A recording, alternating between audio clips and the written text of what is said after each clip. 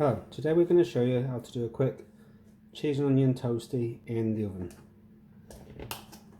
What we're going to do is just butter one side of your bread. You can do both if you wish.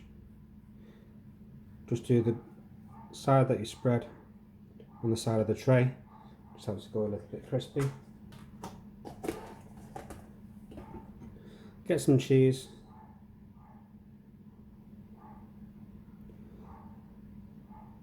As much as you would have on your toasty.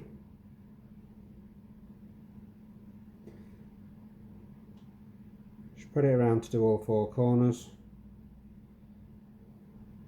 And we'll put that in the oven for about 6 minutes.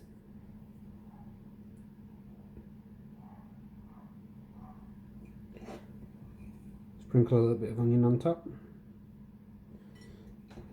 This could be anything else that you fancy. And we'll go and put this in the oven.